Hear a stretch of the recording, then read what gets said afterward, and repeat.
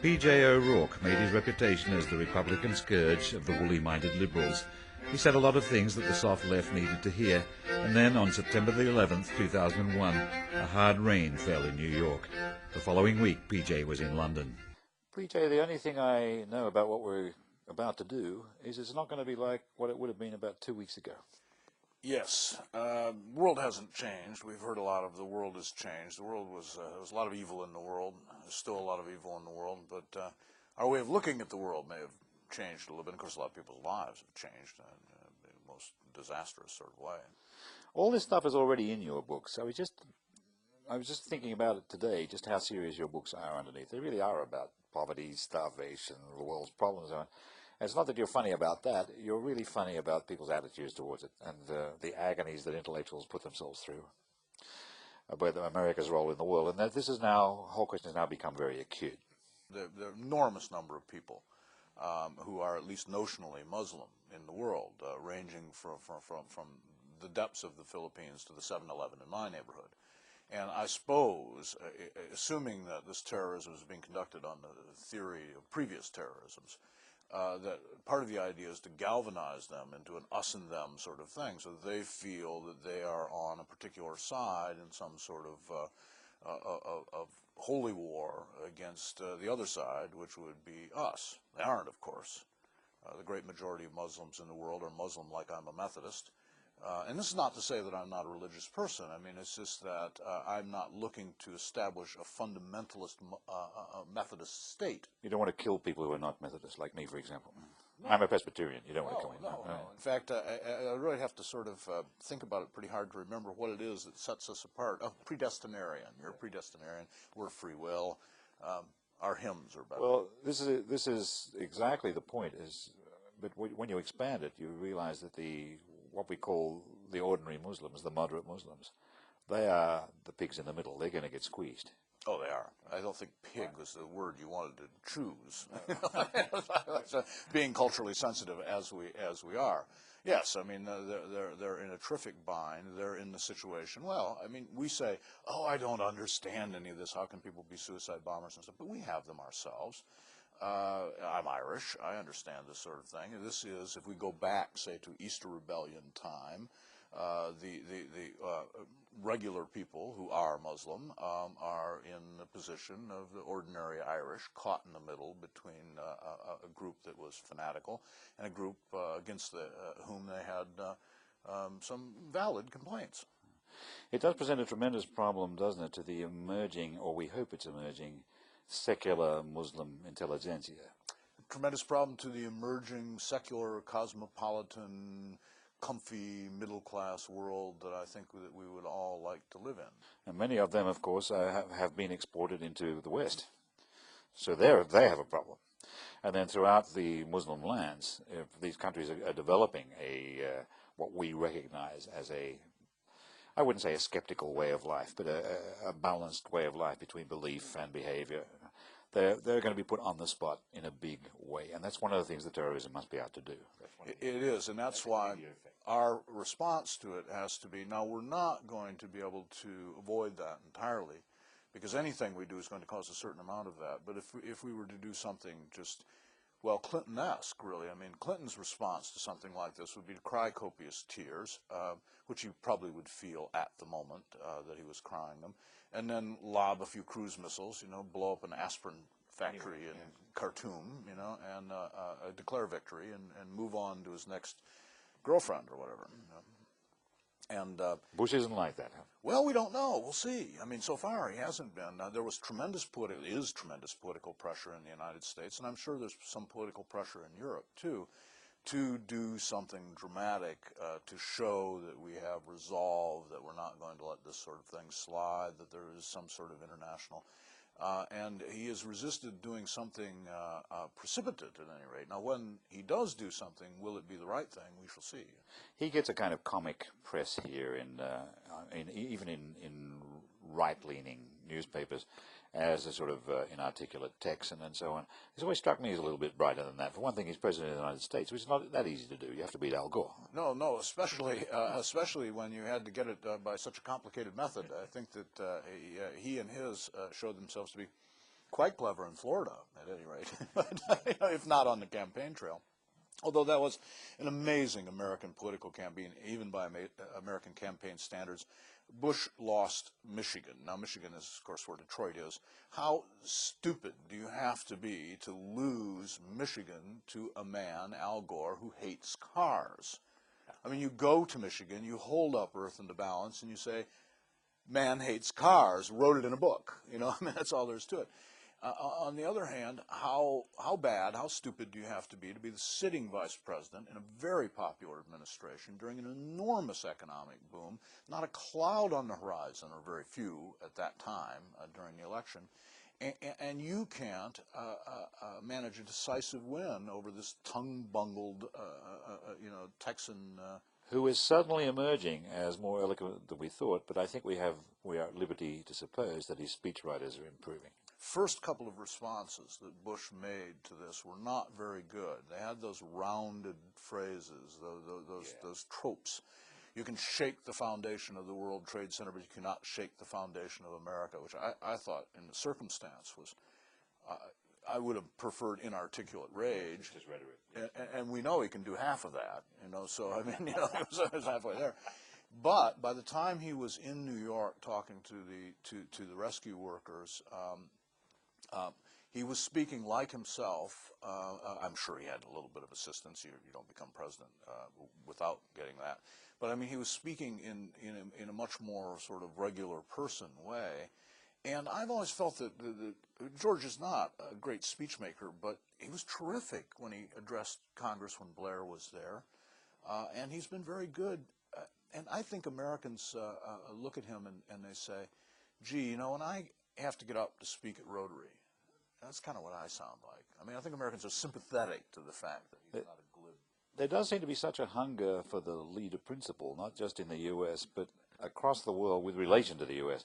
For example, Mayor Ralph Giuliani is practically getting drafted as a new president. Yes, he is indeed, yeah. And Giuliani's I think it's a very interesting case of a flawed man, obviously flawed man, with some very strong sides to him. Did I call him Ralph? What's his first name? Rudolph. Yeah. And I mean, he's a very difficult man. Ask his first wife. And the women are one of the flaws. Right? Yes, I think so. And I know people. My father-in-law is a retired FBI agent, and he was in the FBI when Giuliani was a prosecutor.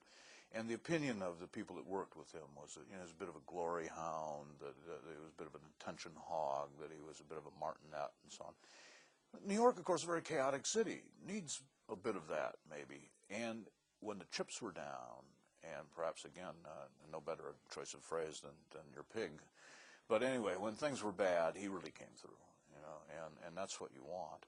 I think it's natural for there to be a desire for leadership in this kind of situation because, frankly, a lot of the things that will have to be done in this situation will have to be done sort of privately.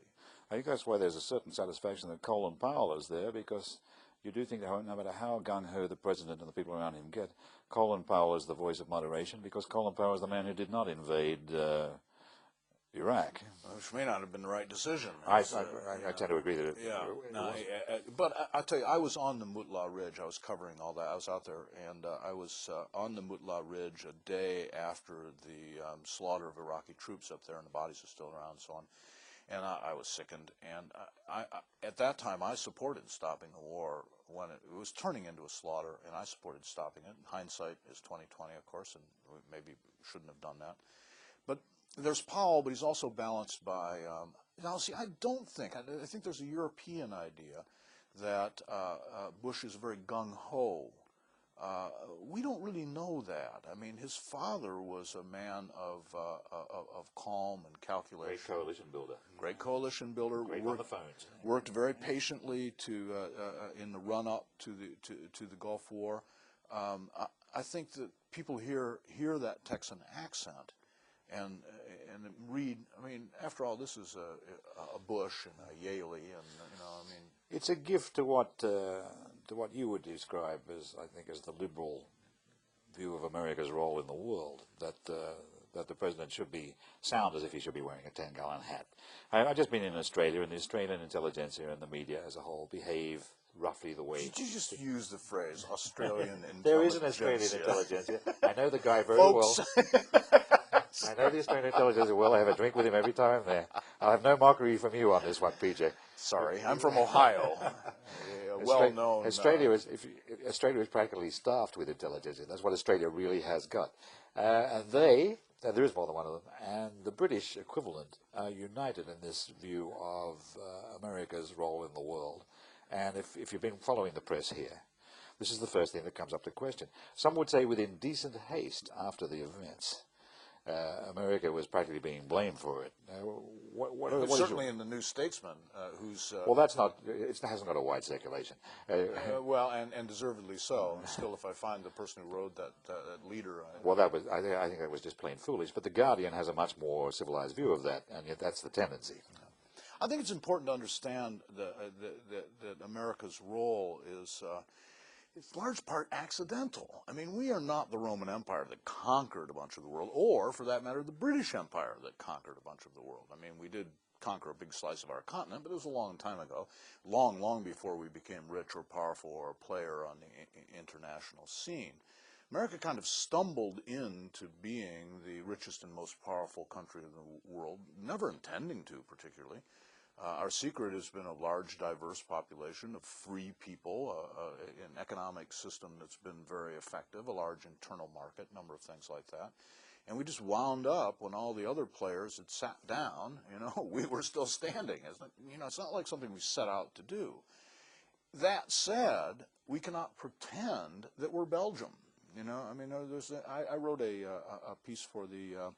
about 3 or 4 weeks ago for the Wall Street Journal about American unilateralism. And I said, you put us in the boat with various other countries. It's like putting Stone Cold Steve Austin or The Rock or one of these, giant professional wrestlers in the boat with Callisto Flockhart, and then George Stephanopoulos. And it's not going to make for a balanced crew team.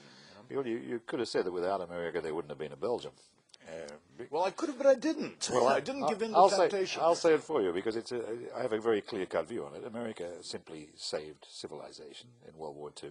And we came a little late. You came in late. We Yeah. were reluctant. That was one of the first. Feet, That was one of the first things that anybody writing in our press mentioned after they said America saved civilization. Of course, they came in a very little late after they made a profit. My own view is that America saved civilization, and that's that, and our debt is eternal. But that, of course, is where the resentment begins, because nobody loves the person who saves them. Right? No. I mean, the best way to destroy a friendship is to do a big and unreturnable favor to a friend. Loan money, a large amount of money. That usually does it. And my course question to Europe is: are you going to take as long piddling around to get behind the problem we've got now as we took to get behind the problem you had during World War I? Is it going to be 1918 before you're absolutely in gear, not to back us up, because it's not an American thing. It's not called the World Trade Center for nothing. Largest terrorist disaster to British. I'm bound to say I don't think the terrorists are infallible. I think that's where they made the mistake. If they were attacking America, they should have attacked America. It wasn't wise to attack an international event. Yes, I mean they built their coalition right there. Yeah, they did in a way. I mean, I don't think they knew any more than I knew the extent of the international nature of the. Because they don't really understand capitalism. No, of course. Which is an economic system. It's not a There's not a church. Very strange. You're dealing with people here who have a spotty sort of sophistication. They're not unsophisticated, but the sophistication is patchy. And there are whole areas. For instance, there was a statement, I can't remember if it was Ozma himself or one of his ilk, something about America's not strong enough to attack. Well, they said today America's not strong enough to attack Afghanistan. It may not be a good idea to attack Afghanistan, but I swear we are strong enough to attack Afghanistan. He said, America will not defeat us. The United States will not defeat us. They will no longer be the United States. They will be different states who will bringing home their dead. And so, I mean, you can see right there that they've taken the very name of the United States, like, literally, in a way that hasn't been appropriate since well before the Civil War. America at the end of World War II, actually tried again to retire within itself. The truth about America after World War II, America after World War II practically disarmed. The 3 or 4 atomic bombs are in existence. There were no planes to deliver them. They would, if they could, have gone home. There's a tendency to go home. It's called isolationism. Yes, it's one of the things absolutely. that the reason America was late in the war. It's a very Republican tendency in a way. And what I want to ask you, I'm not sure it is anymore. well, I actually can imagine you storming ashore on D-Day quite easily. O'Rourke in the lead. In fact, I can imagine it more easily than I can imagine Tom Hanks doing it. Well, but, nice of you to say, although I'm one of those sort of incompetent people that maybe I would have, but I wouldn't have gotten very far. The Germans, I'm slow. The Germans would have gotten me. A lot of people didn't get very far on Omaha Beach. I can imagine you doing that, but would you, say, in 40 and 41, have been an isolationist? I hope I wouldn't, and I say that in part because I am a board member of an organization called Freedom House that was founded just then.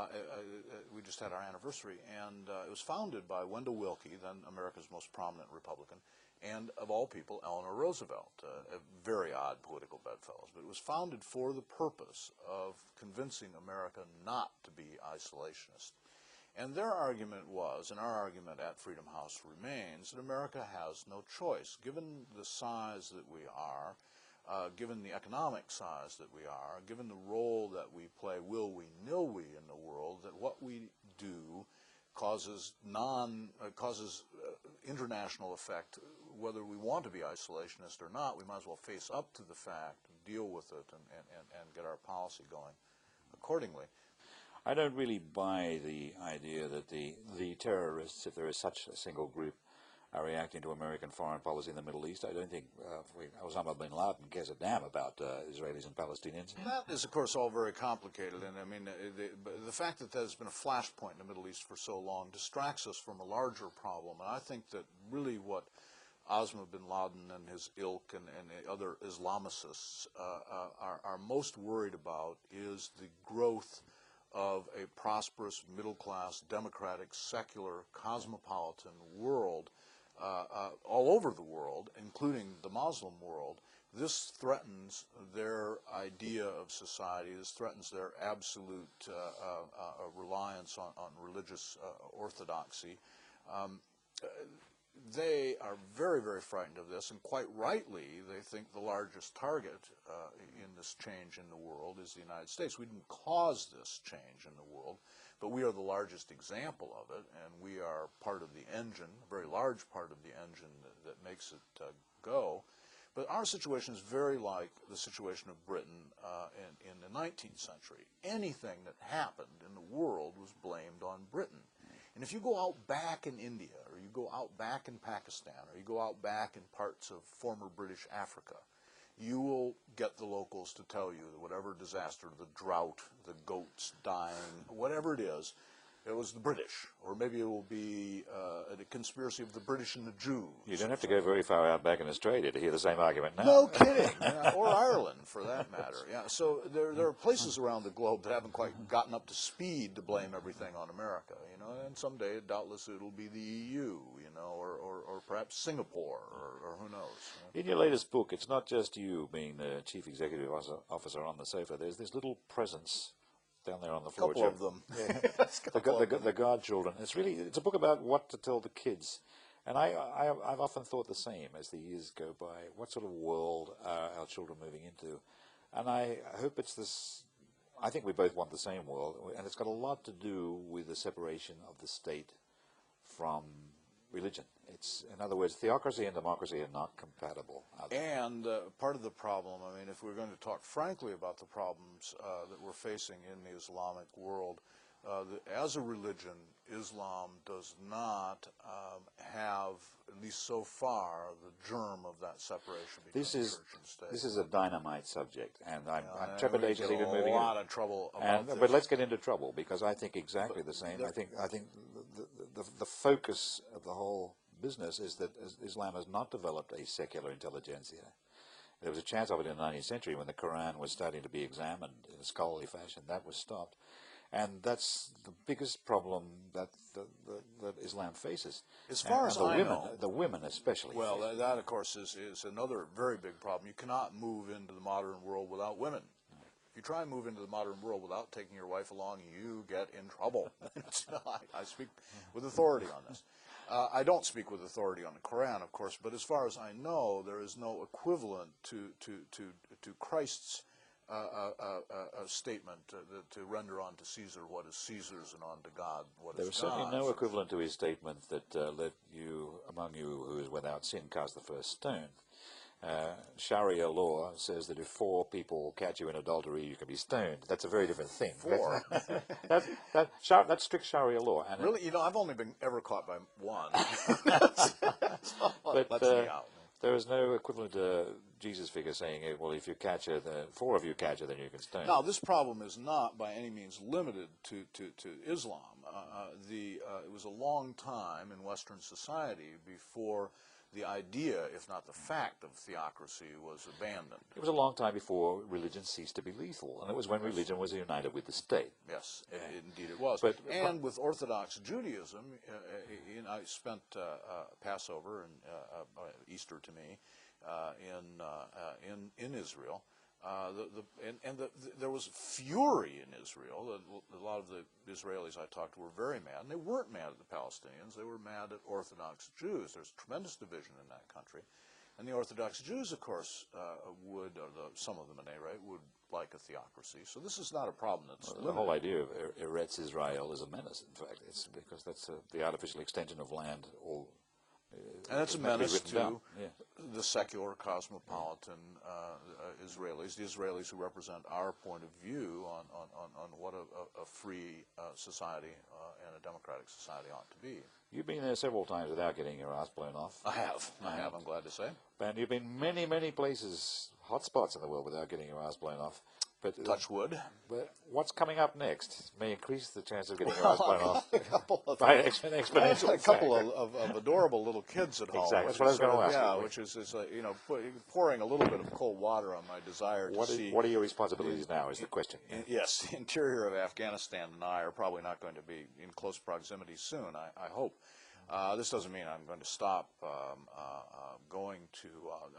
I had talked earlier about my father-in-law being a retired FBI agent, and it's very nice to be married to a woman whose father came home when she was a child every day, put his pistol on top of the dresser, said, "Don't touch that," and she doesn't regard what I do as terrifically dangerous any more than she regarded what her dad did as terrifically dangerous. Of course, most of the time it's not. But it is kind of a funny perspective. Everybody else being seen off to Britain was warning their loved one about terrorist hijackings of airplanes, and my wife was warning me about eating beef on the bone. Where did you fly the Atlantic? Was it last week? It was Sunday night, Monday.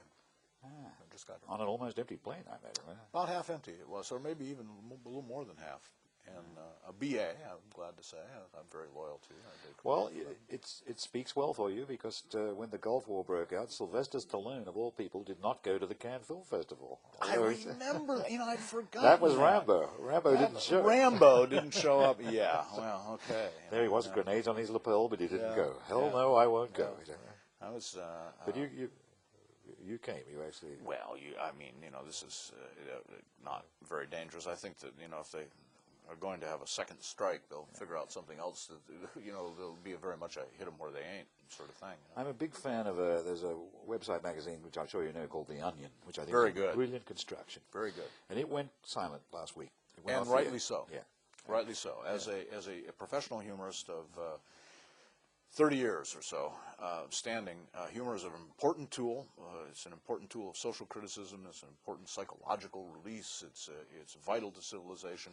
But like any tool, it has its time and its place, and you wouldn't want to repair your watch with a hammer.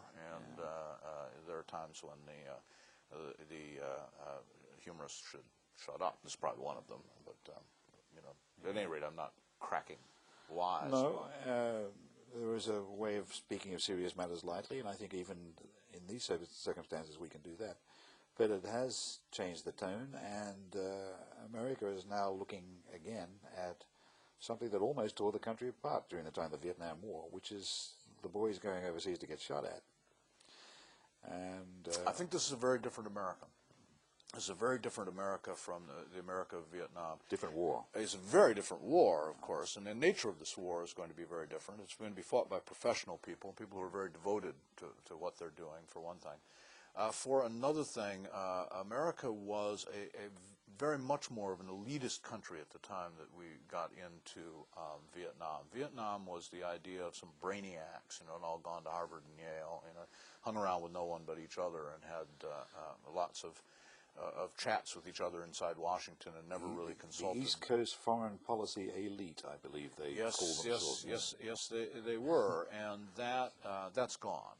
The Americans traditionally did not politically pay any attention to foreign policy, left that in the hands of the elites, because Americans, either were foreigners or didn't know where foreign countries were, or sometimes both, Nowadays, America is a much more outward-looking country.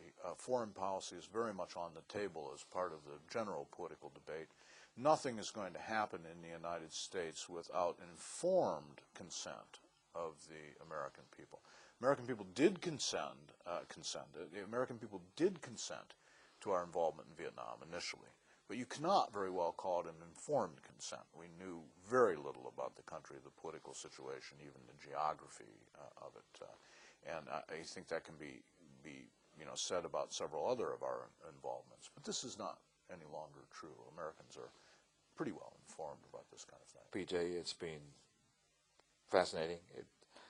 I shouldn't say it's a pleasure in these circumstances, but even in these circumstances, it's a pleasure to talk to someone with a mind so clear, so sharp, and so committed was the word we used to use. Committed. Yes. PJ O'Rourke, committed.